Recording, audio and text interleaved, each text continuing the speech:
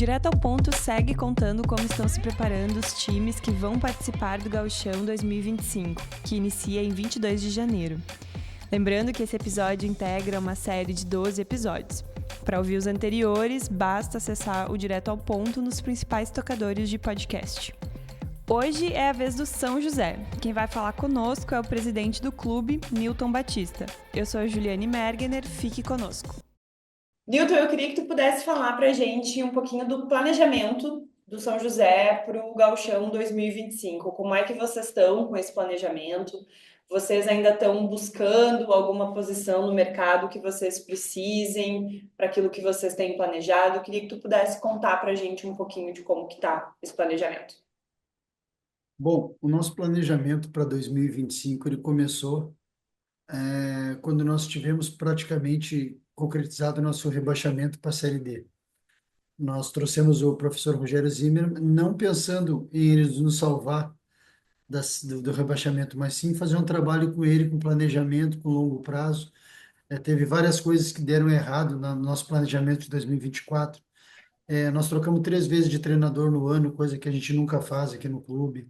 Nós trouxemos alguns jogadores que não encaixaram no sistema que a gente joga, no nosso perfil.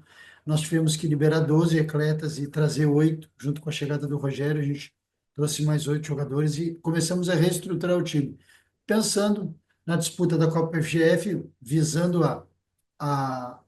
o ganho da Copa, para poder termos a vaga para a Copa do Brasil, que esse valor faria diferença no nosso orçamento de 2025, e já planejando o Gauchão e Série D. Então, o Rogério foi contratado para 2025, começando na Série D.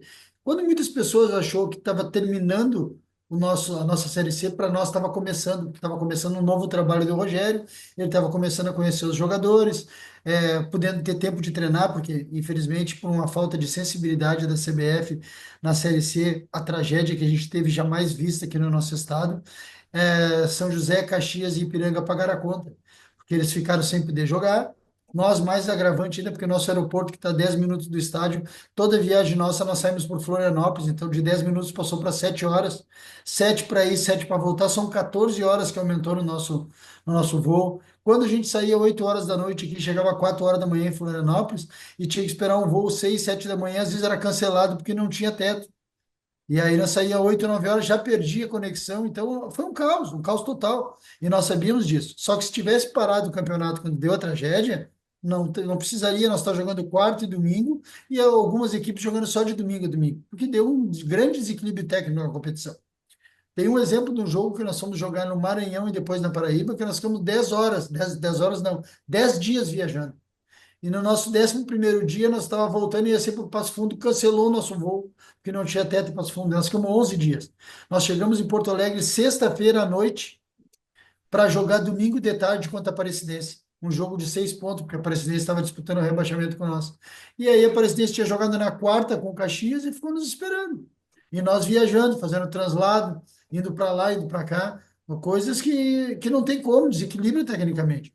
E aí a gente pediu até transferência do jogo esse de domingo para segunda, não fomos atendidos pela CBF, mas fazer o quê? Nós cumprimos a nossa parte, tentamos fazer, mas essa junção de coisas nos levou ao rebaixamento. Só que planejamos fazer uma copinha forte, 90% do nosso grupo já está montado, os jogadores já estão contratados, e vamos atrás de algumas posições carentes, onde a gente só tem um jogador ou que vai sair algum jogador que a gente vai ter que repor. Vamos fazer umas 4, 5 contratações e vamos para o gauchão fortes. Nós buscamos novamente com o Rogério a nossa identidade, porque o nosso rebaixamento passa pelas derrotas dentro de casa. Nós nunca fizemos uma campanha tão ruim dentro de casa, porque nós perdemos a nossa identidade. Hoje a gente buscou de novo a nossa identidade, nós somos fortes fora de casa e dentro de casa. E estamos aí muito, como é que eu vou dizer assim, esperançosos, vendo o resultado no primeiro trabalho do Rogério de início e fim, e acho que nós temos tudo para fazer um belo Campeonato Gaúcho nesse novo modelo agora, e consequentemente uma Copa do Brasil, que vai ser em fevereiro agora, né? E depois a gente fazer uma Série D buscando o acesso para a Série C para devolver o São José para o lugar de onde ele não devia ter saído. Maravilha, Nilton. E tu pode falar um pouquinho para a gente sobre quais são essas posições que vocês ainda estão buscando? Na verdade, a gente vai. O campeonato ontem terminou ontem, né? Hoje a gente deu folga para a comissão toda. Está trabalhando eu e o Kevin Krieger só, o gerente de futebol. É, amanhã nós já vamos sentar com o Rogério para ver alguns nomes. Já estamos contatando alguns, mas eu não gostaria de te informar agora, porque nós não temos nada concreto. Então, quando a gente tiver alguma coisa concreta, a gente vai anunciar. Agora, no primeiro momento, nós vamos trabalhar internamente para que a gente consiga concretizar esses nossos desejos nessas contratações. Certo. E, Newton, quando vocês vão enfrentar a dupla Grenal, vocês têm algum tipo de preparação diferente? A gente sabe que para alguns clubes, principalmente clubes do interior, sempre é um obstáculo a mais enfrentar a dupla Grenal pelas condições que os dois times têm, né? Pela questão financeira, enfim, são os dois maiores clubes do estado. E algumas equipes se preparam de um jeito diferente. O São José se prepara de algum jeito diferente para enfrentar a dupla Grenal? Na verdade, no modelo de campeonato desse ano, nós vamos enfrentar Inter e Juventude. Desculpa, o Grêmio ficou na nossa chave. E nós não podemos querer comparar o orçamento de Grêmio e Inter com o orçamento de São José. É uma discrepância muito grande, porque ambas as equipes, eu sempre falo que nós estamos aqui em Porto Alegre e nós somos um patinho feio. Nós estamos no meio de dois campeões mundial, de um lado o Grêmio e de um lado o Inter, e o São José está admitido ali. Então é muito difícil jogar contra a dupla Grenal, mas assim, eu não fiz nenhum campeonato com o Rogério Gaúcho ainda, vai ser o primeiro, mas pelo que eu vi o trabalho do Rogério, ele prepara a equipe tentando tirar o máximo do jogador, independente do adversário. Ele procura deixar a equipe dele bem preparada para qualquer tipo de adversário. Uns nós vamos enfrentar mais dificuldade, outros não, mas ele prepara o jogador, tira o máximo de cada jogador para a gente estar num bom nível para fazer um bom enfrentamento, independente do adversário. Maravilha. E qual é a expectativa que tu tens em relação ao campeonato, ao desempenho do São José? Acho que talvez seja um pouco redundante essa pergunta, porque todo mundo quer ir muito bem, todo mundo quer levar o título para casa, mas qual é o teu sentimento em relação ao campeonato, especialmente porque agora vocês acabaram de levantar um troféu, então eu imagino que o otimismo, a esperança também esteja muito alta, mas para tu contar um pouquinho para a gente da tua expectativa. Na verdade, nós estamos trabalhando, vamos começar, agora nós temos 15 dias de férias para os atletas, né? Vamos começar dia 10 de dezembro, e a nossa ideia é buscar, no primeiro momento, o objetivo é a classificação entre os quatro, que vai classificar o primeiro de cada chave e o melhor segundo. Então, a nossa ideia é fazer um campeonato sólido para buscar a classificação. Esse é o nosso objetivo, vamos trabalhar forte para isso e torcer que as coisas continuem no caminho que estão, que a gente está bem otimista que estamos trilhando o caminho certo na reconstrução do São José. E, e o torcedor? Eu imagino que vocês também recebam muito apoio, muita expectativa do torcedor também.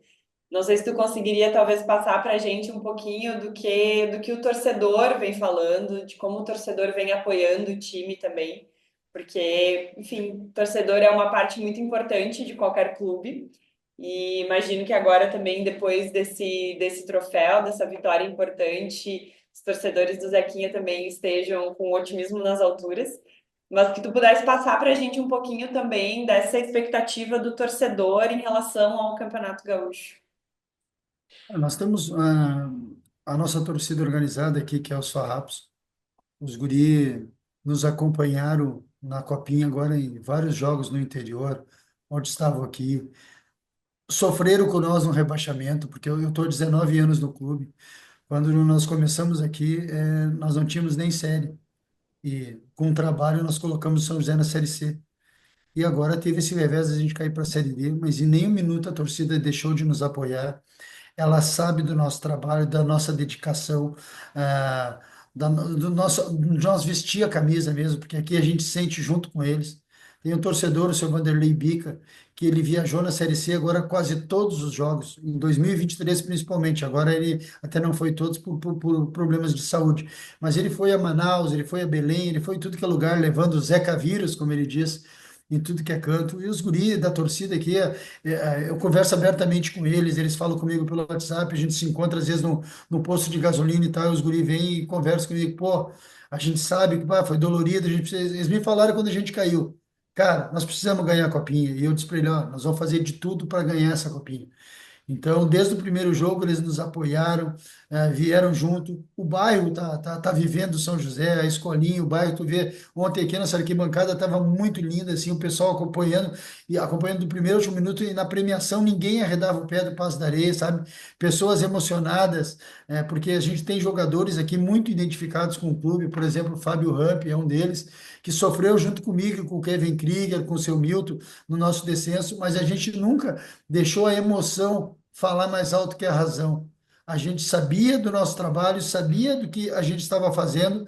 Aconteceu esse percalço, mas em nenhum minuto, eu até agradeço o seu Milton Machado e o Júlio Machado, que sabiam, viveram com nós toda a Série C, sabendo dos problemas que a gente teve, e terminou a Série C com o nosso rebaixamento. Ele e o Júlio em nenhum minuto questionaram a minha pessoa e a pessoa do Kevin Krieger sobre, tá tudo errado, vão trocar e tal. Não, vamos trabalhar para nós sair dessa. Nos deram a confiança e a tranquilidade que nós precisávamos.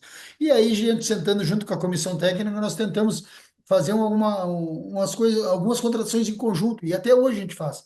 Nós pegamos aqui, nós temos uma sala aqui de vídeo que o nosso analista, o Lucas Murilo, ele pega os jogadores indicados, ou que eu vejo que se destaca, que o Rogério vê que se destaca, que o Gustavo Papa vê que se destaca. Nós sentamos numa sala aqui, analisamos no All Scout, e se tiver unanimidade ou a maioria, a gente começa a tocar a contratação de jogador. Então a gente procura ter o maior número de pessoas possíveis dando a sua opinião, para a gente procurar errar o mínimo possível. Porque quando a gente não tem verba, que é um time pequeno, o nosso erro tem que ser mínimo. Então, quanto mais pessoas trabalharem em função disso, a chance do erro é menor. Então, a gente se integra aqui. O seu Milton, o Júlio, eu, Kevin Krieger, Rogério, o Joãozinho, o Gilmar, preparador de goleiro, o Gustavo Papo, o Lucas Mugila, analista. Nós não temos problema de perder o nosso tempo aqui, 1, 2, 3 horas para analisar o jogador. O problema é a gente errar o mínimo possível. E assim que a gente está trabalhando, foi assim que a gente montou o grupo para a Copinha agora, trazendo 8 jogadores, saindo alguns, e é assim que a gente vai fazendo as contratações que a gente pretende trazer. Maravilha, Newton. E para finalizar a nossa conversa aqui, eu queria que tu pudesse dizer para a gente qual é, na tua opinião, o maior desafio que o Zequinha tem até o início do campeonato, ou até mesmo no decorrer. Se é um desafio financeiro, se é alguma outra questão que ainda está batendo para vocês, que vocês querem tentar resolver antes do Campeonato Gaúcho, para a gente conversar um pouquinho sobre isso também.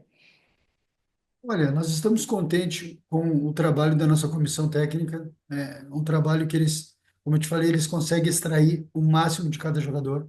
O perfil do nosso jogador, 99%, para mim não te dizer 100%, são jogadores identificados com o clube, que querem ficar aqui, porque eu e o Kevin Krieger temos como prioridade isso. O jogador, para estar no São José, ele tem que querer estar aqui. Se ele não quiser estar aqui, ele não serve para o São José. Entendeu? Então, nós sabemos das nossas dificuldades, nós sabemos que a gente não tem um orçamento muito alto, é um dos menores, mas aqui o dia 5 é o dia 5, nós pagamos em dia, nós não damos o passo maior do que a nossa perna, o que a gente combina, a gente cumpre. Então, o jogador chega aqui, ele sabe que no dia 5 ele vai receber, que ele só tem que se preocupar em trabalhar, porque o fator extracampo é comigo e com o Kevin Krieger, com a ajuda da comissão técnica e da diretoria, nós resolvemos. Então, ele tem que ter cuidado para trabalhar dentro do campo, sabendo que o mês dele tem 30 dias. Então, o São José não consegue fazer investimentos maiores por conta dessa dificuldade financeira, mas cumpre o que promete, paga em dia. É um clube da capital, é difícil nós buscar investimento, porque como nós estamos no meio de 2 campeões do mundo, Grêmio e Inter, todo mundo quer investir na dupla Grenal. Ninguém quer investir no patinho feio. Então é difícil, até o nosso próprio torcedor, tirando a nossa organizada e alguns torcedores sócios fiéis, o torcedor torce para Inter ou para Grêmio, o segundo time é o São José. Entendeu? E agora o nosso bairro está nos abraçando, a gente faz campanha para isso, está trazendo o nosso torcedor para os jogos, e eles estão nos ajudando, está sendo o 12º jogador, e foi muito importante. Ontem a química que deu a arquibancada com o nosso time, eu tinha certeza que dificilmente nós perderíamos o título. O episódio de hoje fica por aqui. Não esqueça de acompanhar as demais entrevistas. Essa série de podcast tem a apresentação minha e de Victoria Rodrigues. A edição dos episódios foi de Felipe Gerlach. A identidade visual e divulgação nas redes sociais de Brenda Trindade, sob coordenação de Mariana Paz. A coordenação do projeto é de Brenda Fernandes e Carlos Correia. Até a próxima!